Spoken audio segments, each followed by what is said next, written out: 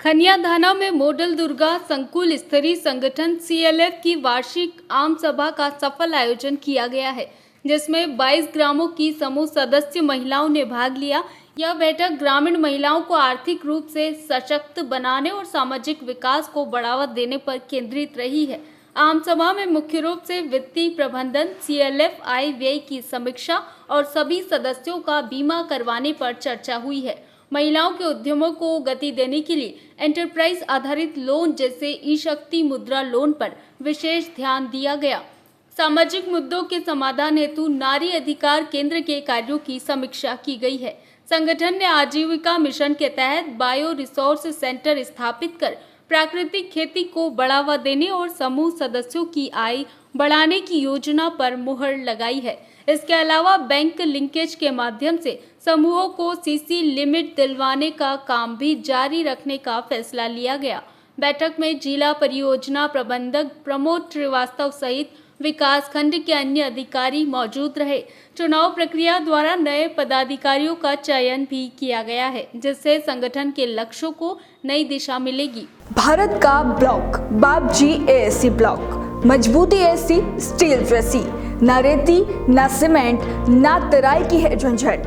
भारत का number 1 block ISI व ISO mark से प्रमाणित भी है। एमपी राजस्थान का सबसे अत्याधुनिक प्लांट। अगर आप भी चाहते हैं बाबजी एएससी ब्लॉक मंगवाना तो आज ही संपर्क करें।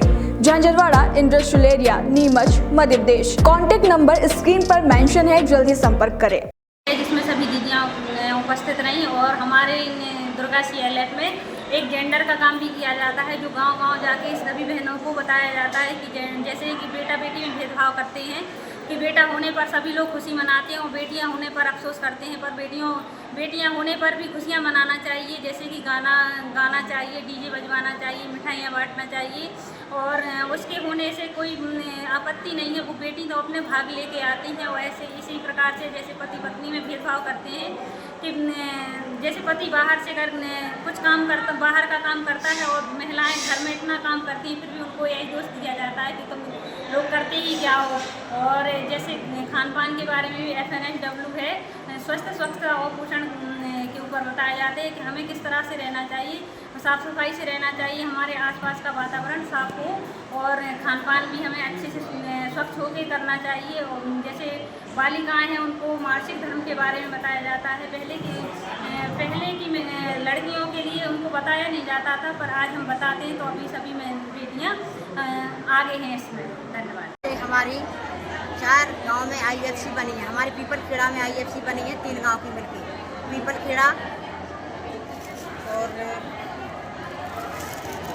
बघरवाड़ा, अमरपुर, देवरा जी, 3 गांव की मिल करके तो हम देखो घन जीवामृत खाद बना रहे हैं और जीवामृत दवाई बना रहे हैं और बीजामृत दवाई बना रहे हैं जी, और नीम अस्त्र बना रहे हैं, ब्रह्म अस्त्र बना रहे हैं और अग्नि अस्त्र बना रहे हैं, केचुआ खाद बना रहे हैं।